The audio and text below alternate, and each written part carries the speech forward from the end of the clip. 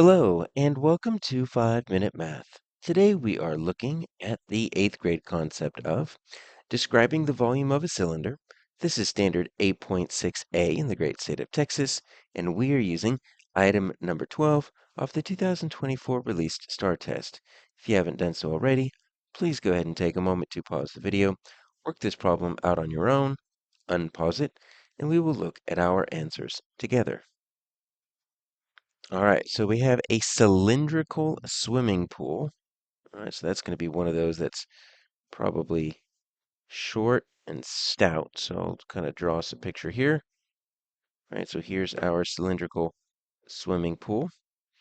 Has a radius of 9 feet. All right, so we need to know that the radius is from the center of the pool to the side in a straight line. All right, so this is 9 feet.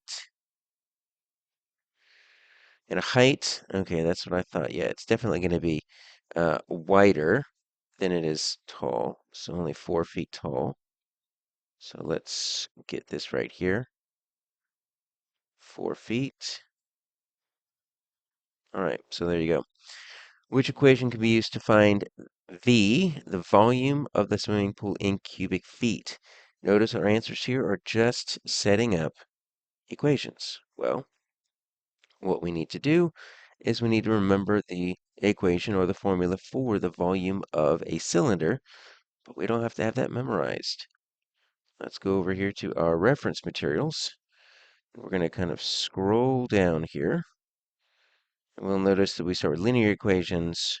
We've got circumference, and we've got area, surface area, and then we've got volume, right? Pythagorean theorem is at the very, very bottom.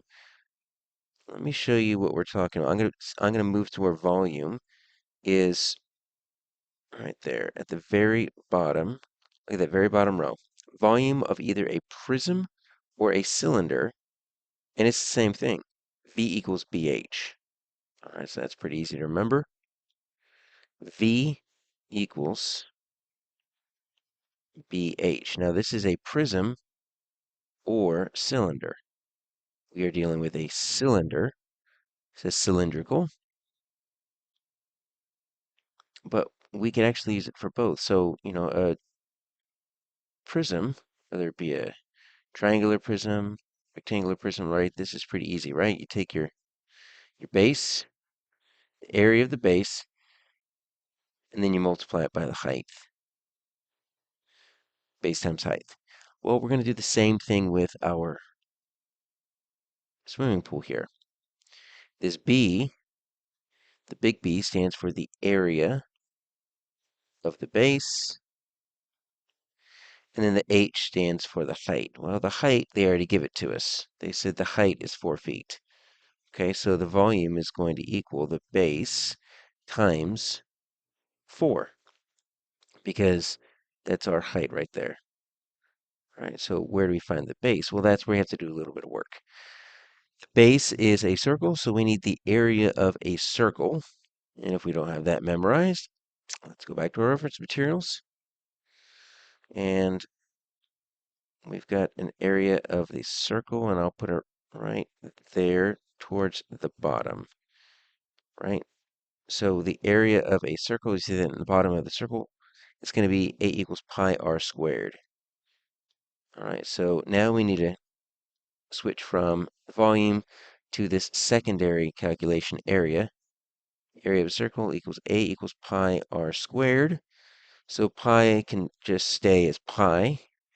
And then r, right, they give it to us as 9. So A equals pi times 9 squared. Okay?